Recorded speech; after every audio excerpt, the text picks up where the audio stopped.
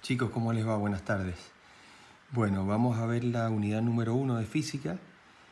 Esta unidad habla sobre el sistema MKS, que es el verdadero nombre del sistema. En realidad, como el sistema se impone en el mundo, también se lo conoce como sistema internacional. Y como lo adopta Argentina, en Argentina lo conocemos como SIMELA, Sistema Métrico Legal Argentino. En el apunte que les he facilitado hay una iniciación al uso del sistema internacional. Ahí ustedes pueden leer una pequeña introducción. Después van a ver determinadas reglas que tienen que ver con por ahí malos usos o malas costumbres nuestras desde la escuela primaria, la escuela secundaria, y son ciertas reglas que debemos cumplir. Ahí les pido que las lean con todos los detalles y que cumplamos estrictamente. A modo de ejemplo, supongamos habla del punto de separación de miles que nosotros venimos utilizando durante mucho tiempo. En realidad, el sistema internacional o sistema MKS o SIMELA dice que el punto lo vamos a utilizar como signo de multiplicación. Nos da, por ejemplo, cómo se escribe un año, nos da cómo se separan los números en cifras, cada 3 cifras, digamos cómo se van haciendo separaciones. Vamos a ver los signos matemáticos usuales que ya los conocen. Después vamos a ver, por ejemplo, cómo se dice cuando estoy hablando una unidad y cómo se escribe. Por ejemplo, yo escribo kilómetros sobre hora, pero se lee kilómetros por hora. Tengamos cuidado entonces cómo se escribe y cómo se dice. Todas las unidades del sistema internacional las vamos a dividir en 3 grandes grupos: unidades de base, unidades suplementarias y unidades derivadas. Unidades de base son aquellas que no resultan ser una combinación de otras. Por ejemplo, la longitud, cuya unidad de medida es el metro y cuyo símbolo es la m.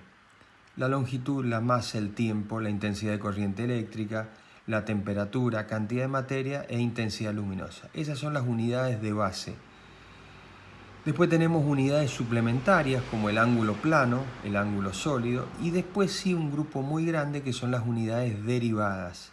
Estas unidades derivadas son combinaciones de las unidades de base. Todas estas unidades, en su mayoría las vamos a ver a lo largo del año. Simplemente lean, fíjense en qué se mide, cuál es su símbolo y a qué unidad corresponde o a qué unidades corresponde.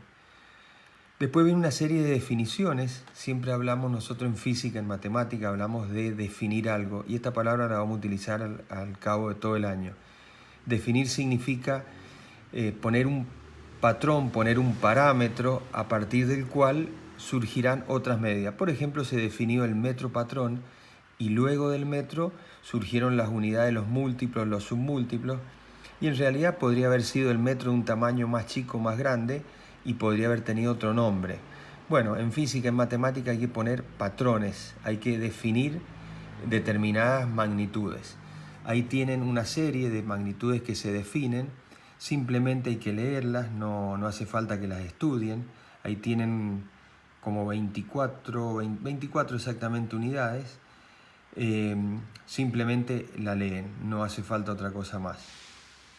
Después aparecen algunas unidades derivadas que no tienen un nombre especial. Por ejemplo, la aceleración, que la vamos a medir en metros por segundo cuadrado, no tiene el metro por segundo cuadrado, no tiene ningún nombre especial. Después aparecen sinónimos, por ejemplo el litro, el grado Celsius, etc. Y después viene una tabla muy importante que son los múltiplos y submúltiplos. Esto se utiliza mucho, algunos son conocidos, otros no, tenemos que aprenderlo. En general, los múltiplos se simbolizan con letras mayúsculas, por ejemplo hexa, peta, tera, giga, mega, la gran mayoría con letras mayúsculas. Y los prefijos de los submúltiplos con letras minúsculas, por ejemplo deci, centi, mili, micro, nano, etc. Después viene en el apunte cómo vamos a formar los múltiplos y los submúltiplos de las distintas unidades. también lo leen. Y a continuación vamos a tener una ejercitación. Una ejercitación que simplemente habla de verdaderos o falsos, pero lo que es importante, más allá de marcar en los ejercicios, es aclarar por qué.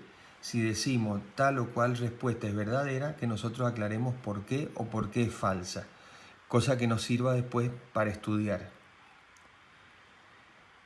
Bien, a continuación sumamos una pequeña teoría de errores. Venimos hablando bastante en las clases donde decimos que cada vez que cortamos un número cometemos un error.